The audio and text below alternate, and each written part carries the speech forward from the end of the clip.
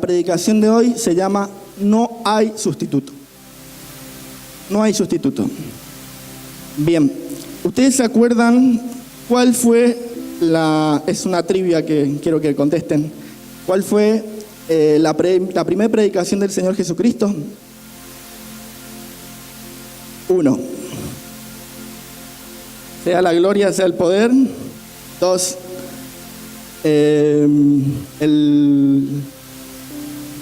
Confíen en Dios. O 3. Arrepentidos porque el reino de los cielos se ha acercado. Esa fue la primera predicación de nuestro Señor. Disculpen. El Señor aparece en la escena justamente en el Imperio Romano, allá por el año 30 y pico, donde gobernaba un tal emperador Tiberio. Si querés tomar asiento, buenísimo. Si no están... Bien. Y el Señor viene con esto: arrepentidos porque el reino de los cielos se ha acercado. Algo totalmente diferente a lo que los cristianos, en esa época no eran cristianos obviamente, pero los judíos pedían un revolucionario, pedían un David. Un tipo que viniera y dijera: vamos a levantarnos en armas contra los romanos. Vamos a hacer esto, vamos a hacer aquello. Querían un líder político. Es más, ellos están esperando todavía un líder político. ¿Sí? Ya sabemos quién va a ser ese líder político en el momento que se levante. Pero el Señor Jesucristo viene con otra predicación totalmente ajena a lo que ellos pensaban. Esta predicación la podemos encontrar en Mateo 4:17 y dice: arrepentidos porque el reino de los cielos se ha acercado. Es la primera predicación de nuestro Señor. Y hablar de arrepentimiento es también hablar acerca del reino de Dios. Y el otro día Jorge mencionaba acerca del reino de Dios y él mismo decía de que Jesucristo no dejó una definición exacta, pero sí nos dejó diferentes herramientas para poder comprender aproximadamente qué es el reino, ¿sí? Esta impresionante frase del Señor Jesucristo significa: cambien de pensamiento, entonces el reino de Dios se hará presente. Es tan fácil como ese. El cambiar de pensamiento tiene que ser continuo. ¿Cómo tiene que ser el cambiar de pensamiento? Continuo. Al hermano que se está durmiendo, dígale al lado, esa es frase predicadores, dígale al del lado: el cambio de pensar o el arrepentimiento es continuo. El arrepentimiento o el cambio de pensamiento es continuo.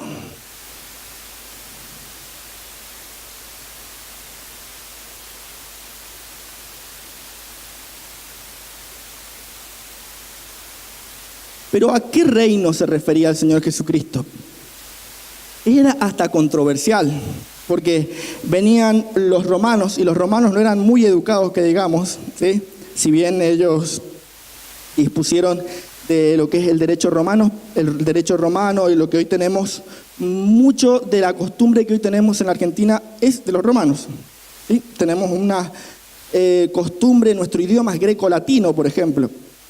Y vemos en esto de que los romanos en esa época eran bastante, como dicen los centroamericanos, patanes. Eran unos tipos duros, eran vulgares, le pegaban a un viejito que estaba por ahí andando, cargando algo. Eran totalmente intolerantes. Y el Señor viene y le dice, seguro que alguno estaba ahí diciendo, y seguro que ya va a empezar a decir, bueno, hay que levantarnos en armas contra nuestros enemigos. Y viene el Señor y dice, hablando del reino de Dios: amen a sus enemigos, oren por quienes los persigan, bendigan a quienes nos maldicen, cambiando la cabeza de los judíos que esperaban a un revolucionario como el Che, a un revolucionario como Fidel Castro, a un revolucionario capaz que como Lenin en Rusia. Por ahí alguno no lo conoce, pero la revolución rusa que rompe el régimen zarista, para alguno el que le gusta estudiar un poquito. Bien. Y el Señor viene con un mensaje totalmente diferente. El mensaje era: arrepiéntanse, porque el reino de los cielos se ha acercado. Pero no era arrepiéntanse, era arrepiéntanse, porque el reino de los cielos se ha acercado. Una invitación del Señor Jesucristo para que podamos ver lo que Él vio cuando anduvo como hombre aquí en la tierra. Amén. Ese arrepiéntanse es un llamado al arrepentimiento, pero con un amor extraordinario que nosotros no lo sabemos. Él quiere que nosotros gocemos de lo que Él vivió y de lo que a Él se le ha entregado. Génesis 1 y Génesis 2 son los mejores capítulos de la Biblia. ¿Por qué? Porque son perfectos. Porque ahí dice la Biblia, en el capítulo 2, casi al final, dice, y Dios vio que todo era bueno y en gran manera. ¿Sí? Esa era la voluntad de Dios para nosotros. Ese paraíso que se veía en ese lugar donde Dios había creado cosas buenas y en gran manera, era lo que Dios tenía para nosotros. Lamentablemente el hombre pecó. Por eso tuvo que venir el Señor Jesucristo, para poder recuperar esa gloria. Amén. En ese momento no hacía falta, como decía Jorge el otro día, no hacía falta alabanza, no hacía falta orar. En ese momento no hacía falta estudios bíblicos. En ese momento no hacía falta un templo, porque estábamos conectados directamente con el Creador. No teníamos ropa, no hacía falta ropa. ¿Por qué? Porque estábamos vestidos de los vestidos que nos daba desde el cielo el Señor. Amén. Por algo en Colosenses nos llama el Señor a que nos vistamos como el Señor Jesucristo. Vestidos como escogidos de Dios, la palabra. Amén. Bien, todavía es introducción, todavía no voy al punto. La palabra me menciona, el Señor nos da un aproximado conocimiento acerca del reino en 29 parábolas y en el mismísimo Sermón del Monte. El Sermón del Monte habla de la opinión del rey de este reino, ¿sí? De lo que el Señor Jesucristo, por tanto dice Jesús y la ley, Jesús y la oración, Jesús y el ayuno, Jesús y las ofrendas. Es decir, que el Señor Jesucristo estaba dando cátedra de lo que realmente el rey estaba, ¿cómo se puede decir? Promulgando ley. ¿Sí? El reino, un reino como definición, reino común y corriente, es un territorio o estado bajo la autoridad de un rey o de una reina. En el caso de Inglaterra, que está esa señora que no sé cuántos años tiene, debe tener, yo creo que le preguntaron, ¿y cuántos años tiene reina? Todos, dijo ella, por las dudas. Y un espacio real o imaginario dominado por algo material o inmaterial. ¿Sí? ¿Qué significa esto? Es territorial y hay un dominio sobre eso. Bien, y vamos a tomar un extracto de lo que dice el Sermón del Monte, un sermón tan hermoso donde el Señor catedráticamente y de manera tan sencilla nos enseña tantas verdades, nos enseña tantas curiosidades que en aquella época muchos no lo habían entendido y lo hace tan práctico el Señor. Quiero que abramos nuestra Biblia en Mateo 6, capítulo 5.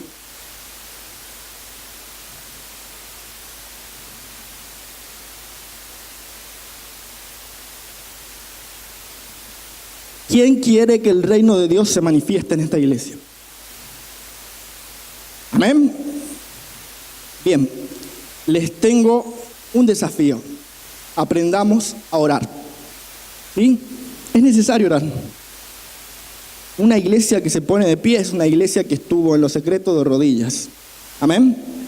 Es una iglesia que realmente conoce lo que el Creador quiere y aparte de que tiene intimidad con el Creador.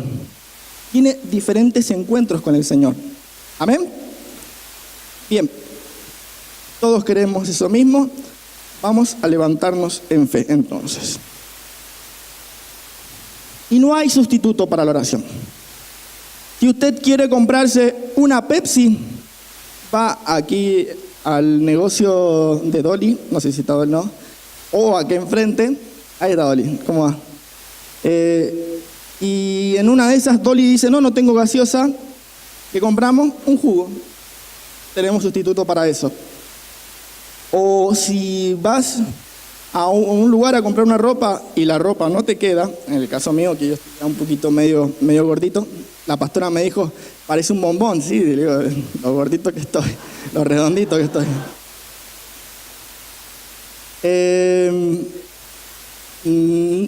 Medio chocolate y redondo encima. Y no encuentro ropa, me voy en el centro 2 o 3 locales y encuentro ropa, ¿sí? Que me quede.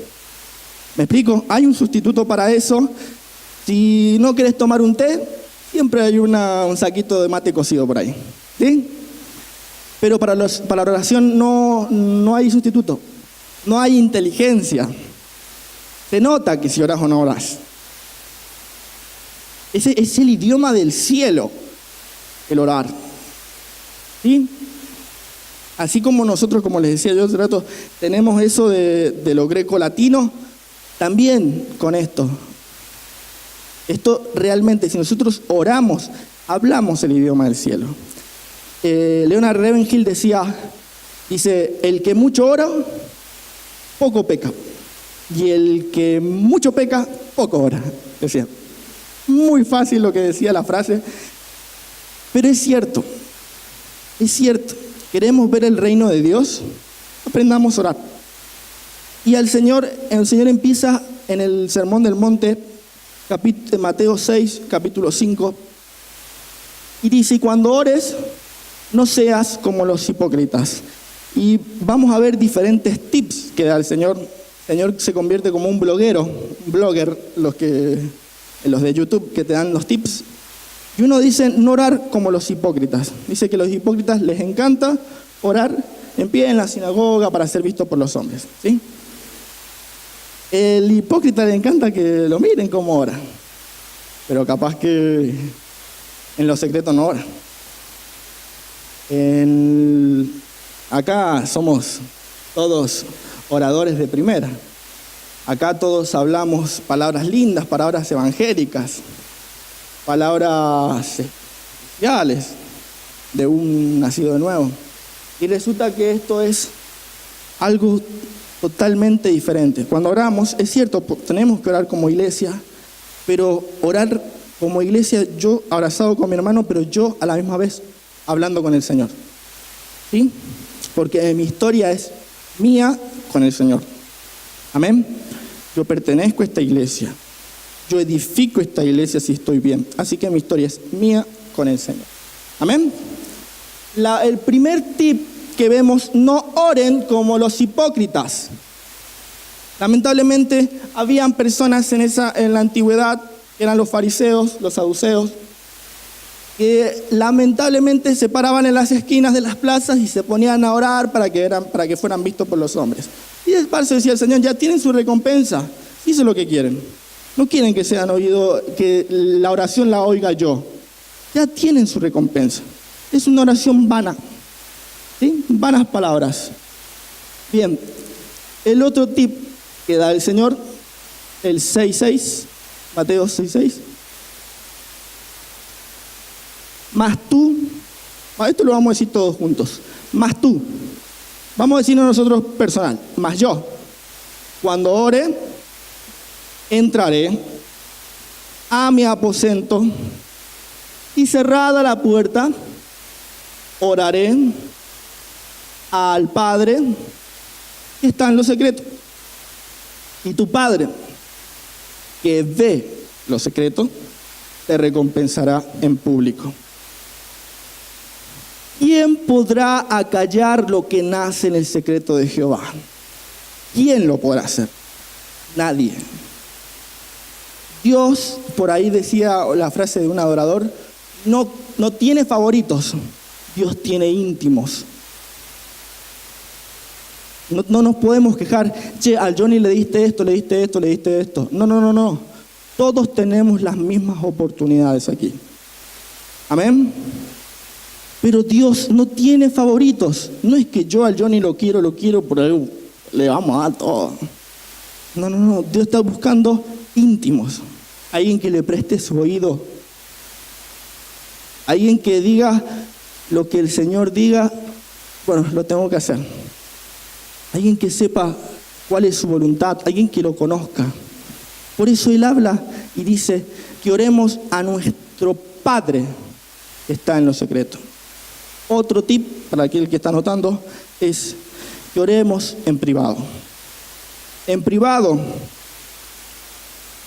el Señor nos ayuda. En privado nos llama la atención por distintas controversias. Esos errores que nosotros tenemos. En privado hemos llorado, ¿cierto? En lo privado Él nos conoce, en lo secreto.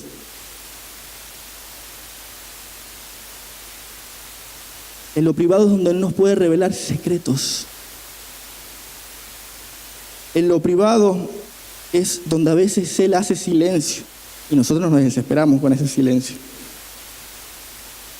Ese silencio puede ser interpretado, ya te lo dije, o Él calla de amor porque disfruta estar con vos.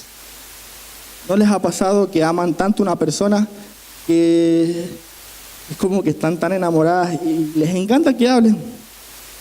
Y mira la luna y vos estás ahí como anonadado así. Es lo mismo que pasa con el Señor. No, fuera de broma. El Señor es un amor correspondido para nosotros.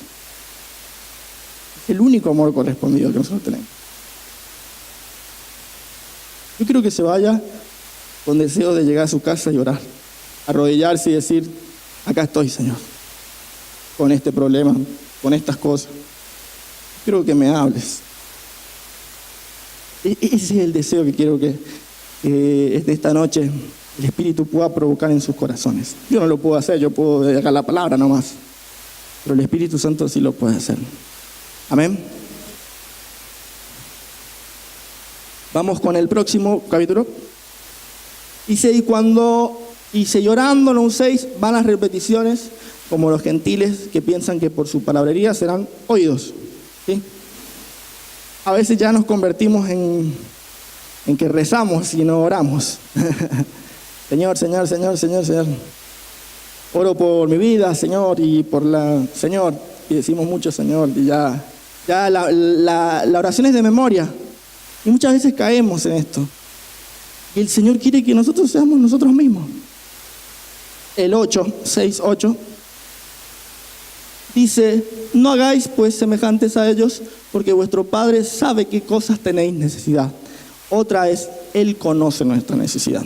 No tenemos por qué dar vanas repeticiones. No tenemos por qué ya tener una oración reformulada. Y Él conoce qué estás pasando. Yo muchas veces he llegado y le he dicho tal y tal cosa al Señor y me he arrodillado y he hecho silencio. Porque sé que en el silencio Él habla. Él conoce mi necesidad. Él conoce tu necesidad. Él nos conoce. Tanto que quiere que seamos nosotros. No quiere que cambiemos la voz, oh Padre del cielo. No quiere que hablemos como nosotros somos. Amén. Que seamos respetuosos, obviamente, porque hablamos con el ser supremo del universo, creador de todas las cosas. Pero que seamos nosotros, que seamos sencillos. Papá, me cuesta esto. Como hablamos con nuestros padres. Amén. Mateo 6:9. Entonces el Señor enseña a orar. Dice, vosotros pues oraréis así.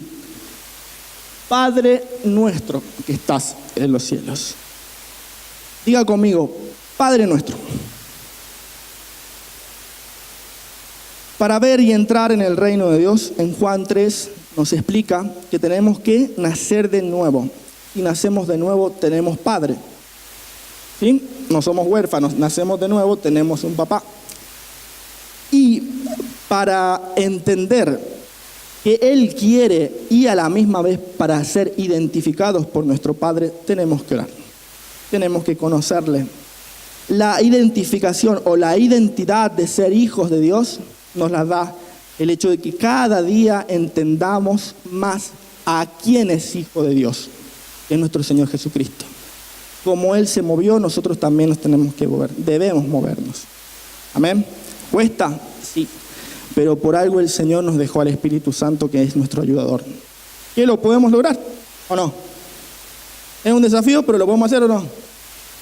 Eso es. Esa es la iglesia que yo quiero. Y me llama la atención de que no le dice a los discípulos, ustedes van a orar, Padre mío. No. Le dice, Padre nuestro. ¿Sí?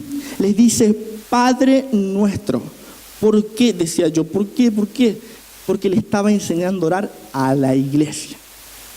A nosotros. Es nuestro papá. Es nuestro papá. ¿Sí? Y como les decía hace rato, acá cada uno de nosotros tenemos la oportunidad de poder entrar en la presencia del Señor, en la intimidad del Señor. Amén. Y cada uno de nosotros somos hijos. Y realmente no te sentís hijo de Dios, es porque poco estás orando. Perdón que te lo diga así. Necesitamos orar más. ¿Tenemos errores? Sí, muchísimos. Pero necesitamos conocerle. Y necesitamos tener esa identidad que solamente nos la da el papá, nos la da nuestro Padre. Y si tenemos identidad de que somos hijos de Dios, nos movemos como hijos de Dios y como herederos de Dios en Cristo. Amén. Bien. Efesios 4 al 6, no lo busquen, dice, un cuerpo y un espíritu, como fuisteis también llamados en una misma esperanza de vuestra vocación, un Señor, una fe, un bautismo, un Dios y Padre de todos, el cual es sobre todos y por todos y en todos. Amén. Ese es nuestro Padre. Vamos al otro punto. Mateo 6:10. Perdón, 6:9. Santificado sea tu nombre. ¿Sí? ¿Cuántos sabemos de que Dios es santo? Dios es santo. Dios es santo. Y santo significa consagrado o apartado. ¿Sí? Entendemos de que no hay tinieblas en Él. Entendemos de que amamos y adoramos a un Dios que es santo, que no hay pecado en Él, que no hay confusión en su palabra porque es verdad, ni hay sesgo ni mentiras porque Él es fiel. Amén. Creemos, adoramos y amamos a un Dios que es santo. Entonces nosotros santificamos su nombre cuando declaramos, cuando oramos, ¿sí? Porque nosotros no somos santos. Porque nosotros en el momento de haber pecado nos apartamos de Dios y no del pecado. Y el Señor nos invita a que nos podamos apartar del pecado y podamos acercarnos a Él. Amén. Esto que puedo decirles, 2 de Corintios 7:1, eso sí quiero que lo busquemos. Dice, así que amados, por ahí escucho algunas hojas. ¿Lo tenemos? Bien, amén. Así que amados, puesto que tenemos tales promesas, limpiémonos de toda contaminación de carne y de espíritu, perfeccionando la santidad en el temor a Dios. Amén, en el temor de Dios. Nunca vamos a poder ser rectos por nosotros mismos, ¿sí? La Biblia comenta, dice, no hay justo ni aun uno, pero necesitamos al Espíritu Santo que nos ayude a perfeccionarnos en el temor del Señor. Amén. Necesitamos al Espíritu Santo para poder amar lo que Dios ama y aborrecer lo que Dios aborrece. Muchas veces pensamos de que el Espíritu Santo es como el amigo invisible, y resulta que el Espíritu Santo no es así. El Espíritu Santo es Dios mismo, quien nos llama la atención cuando estamos haciendo algo mal y se alegra cuando hacemos algo bien. Nos da regocijo cuando hacemos algo bien. Amén. El Espíritu Santo es quien hace que nos perfeccionemos en el temor de Dios, que nos apartemos del pecado. Queremos ver días buenos, dice la palabra. Refrenemos nuestra lengua. Hablemos lo que Dios habla. Digamos lo que Él dice. Comentemos de las maravillas que Él hace, de los milagros. Ayer estuve escuchando lo del milagro de Gastón Paul, que está haciendo de Luis Palau, y me llamó mucho la atención de cómo a un hombre común y corriente, con una iglesia que se levantó a orar, le haya transcurrido esto. Después búsquenlo, y es ante todo bastante lindo cómo él lo redacta. Y oremos para que esto pase. Queremos ver cosas lindas en la iglesia, apartémonos del pecado. Apartémonos del pecado y acerquémonos al Señor. Tengamos más miedo de perder esa identidad y esa intimidad con el Señor que otra cosa. Que amemos su presencia. Cuando amamos su presencia, aborrecemos obviamente todo lo que Él aborrece. Bien, vamos al 10. ¿Cómo está? ¿Bien? Pues los veo ahí un poquito dormidos. ¿Estamos bien? Está dolorosa la palabra, pero vamos bien. Venga tu reino, hágase tu voluntad, como en el cielo, así también en la tierra. Y esa es la definición por excelencia de cuando el reino viene. Venga tu reino, hágase tu voluntad, es lo que oramos para que se rompa el dominio de lo que nosotros hemos hecho sobre nuestras vidas. Es decir, que por ejemplo, nosotros llevamos un carrito y cuando nosotros decimos, venga tu reino, es como que le dejamos ese carrito al Señor y nosotros sacamos nuestras manos de ahí. Y descansamos en el Señor. Obviamente, el Señor nos está ayudando a nosotros a poder llevar ese carrito. ¿Sí? No sé si me estoy explicando. Cuando hablamos de que venga tu reino y hágase tu voluntad, es de que comience a hacerse el dominio del Señor Jesucristo en nuestras vidas. Es de que el Señor Jesucristo empiece a decirnos en nuestro corazón, ay, tenés que orar por ese, tenés que orar por aquel. De que el Señor empiece a dominarnos, de que no tengamos eso, ay, pero Señor, mira, que hagamos esto, hagamos aquello, sino que sea la misma palabra del Señor cultivada en nuestros corazones, que venga a nuestras mentes y nos enseñe y nos ayude a hacer lo bueno. Amén. Amén. En el cielo hay llanto. En el cielo hay llanto. No. Son todas no. Así que digan no. La respuesta. En el cielo hay enfermedad. En el cielo hay demonios. En el cielo hay tinieblas. En el cielo hay pobreza. Entonces declaremos de que el reino de Dios venga a este lugar, venga a nuestra casa, de que el reino de Dios esté aún así en nuestro futuro. Declaremos de que el reino de Dios ha venido a este lugar a poder declarar de que los enfermos son sanos, de que el reino de Dios ha venido a este lugar a declarar de que los espíritus se van en el nombre poderoso de Jesús, de que la pobreza también empieza a decaer y empieza a nacer algo económico muy lindo de parte del Señor. Empezamos a prosperar económicamente. Cuando creemos de que el reino de Dios ha venido a este lugar, se hace la voluntad de lo que es en el cielo, aquí en la tierra. Amén.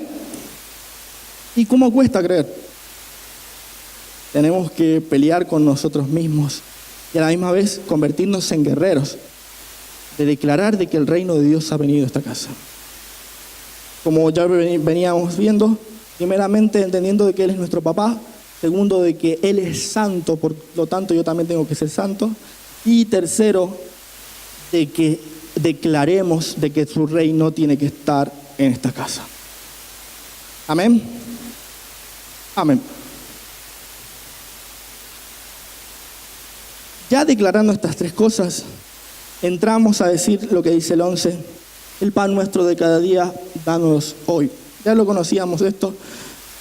Él conoce nuestras necesidades, conoce la necesidad de mis finanzas, conoce mis problemas, toda necesidad que puedo expresar, Él ya la conoce. Así que yo puedo ir delante de Él y puedo decírsela sin drama, expresarle lo que me está pasando. Él conoce nuestras dolencias, conoce todo. Está en nosotros que abramos nuestra boca y que podamos decirle, Señor, necesito de vos. Yo me acuerdo, estaba por tomar una decisión bastante importante. Yo me acuerdo que estaba Leo y Meli en los jóvenes y nos hicieron como una carta, ¿sí? Donde era como que si personificaba al Señor y decía, no quiero que me pidas mucho o que si en una de esas no me lo sabes expresar a lo que querés pedirme. Lo único que pido que digas es, Jesús, en ti confío. Yo te digo la verdad, yo creí esas palabras. Yo dije, Jesús, en ti confío. Y les puedo asegurar de que fue la presencia del Señor y fueron esas palabras que el Señor escuchó en su santo trono de que me llevaron a tomar esta buena decisión. No, yo no lo hubiera hecho. Lo dije con todo mi corazón. Y les animo a que puedan decirlo. Jesús, en ti confío. No nos va a dejar sin pan. Es nuestro derecho, como dice ahí. Dánoslo hoy. El pan nuestro, porque nos pertenece, porque somos hijos de papá. Amén. Amén. Gloria a Dios.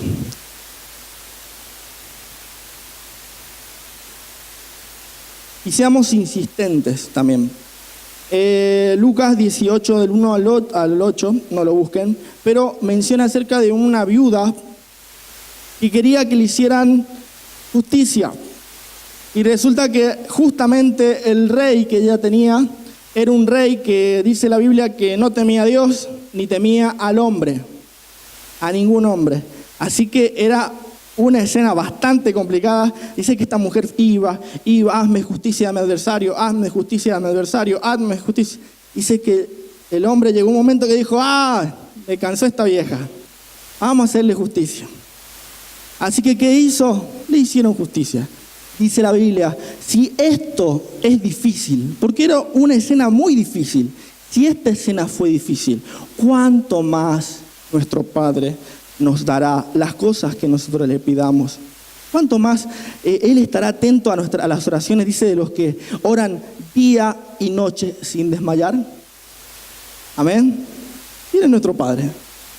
Y si a veces como que vemos que Dios, tocamos la puerta, en realidad, ¿qué está haciendo el Señor? ¿Está haciendo el rogado el Señor? ¿Está haciendo que, rogame un poquito más, dale, así llegamos? No, el Señor nos está entrenando. Está entrenando para que tengamos músculos espirituales, para que sepamos esperar, para que conozcamos la esperanza. Amén. Dios es bueno. ¿Hallará fe el Hijo del Hombre cuando llegue a la tierra? Esa es la última pregunta justamente de lo que es Lucas 18:8. ¿Hallará fe? Qué importante que es la fe, es creer. ¿Sí? Bien, vamos al otro. Dice, y perdónanos nuestras deudas, como también nosotros perdonamos a nuestros deudores. Y lo deja por hecho el Señor. Esto es lo que más me llama la atención. No habla el Señor del perdón, al final habla del perdón también. Pero en ese momento no habla del perdón, dice, perdónanos, como pidiéndole al Padre, así como nosotros lo perdonamos a aquellas personas que nos hacen mal. Lo deja por hecho. Quiere vivir hermosos días, quiere ser una persona que esté en paz, quiere que su corazón esté limpio, perdone y pida perdón. ¿Sí? Acá el Señor lo deja por hecho, pero es importantísimo para que Él escuche nuestras oraciones. Amén. Vamos con el otro. Dale que se nos está enfriando la sopa. Y el último dice, y no nos metas en tentación, mas líbranos del mal, porque tuyo es el reino, el poder y la gloria por todos los siglos de los siglos. Y cuando yo lo escribía, me removió tanto. No nos metas en la tentación. Oscar Wilde, el que hizo El fantasma de Canterville, ¿cierto? Por las dudas, pero no voy a decir que escribió otro libro. Y Oscar Wilde decía, yo lo puedo resistir todo menos las tentaciones. El Señor Jesús no le excedía en su conocimiento al Señor Jesucristo de que todos los hombres eran tentados según sus deseos corrompidos y que todos eran vulnerables. Todos somos vulnerables. Ustedes me ven acá, yo predicando y diciéndole ¡guau! Y resulta que la cosa empieza más tarde o empieza mañana, donde tengo que estar en guardia. Edwin Lutzer dice, la tentación no es un pecado, es un llamado a la batalla. Es un llamado a la batalla. La batalla la tenemos todos los días. El pecado está a la puerta. Con todo esto a ti será deseo y tú te enseñorearás de él. Le dijo el Señor a Caín. Nosotros tomamos las decisiones. Esta excelente frase, no nos metas, significa de que Él está con nosotros. Él no nos va a dejar solo en la tentación. Y eso me partió. Decía, Señor, tantas veces quise soportar la tentación yo solo.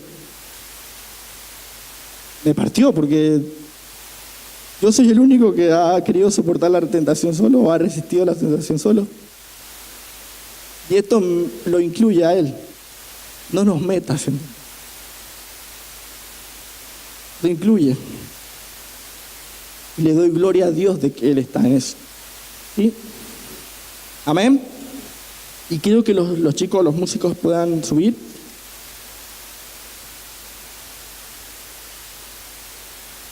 Después la última frase dice, quiero que lo vuelvas a poner, David.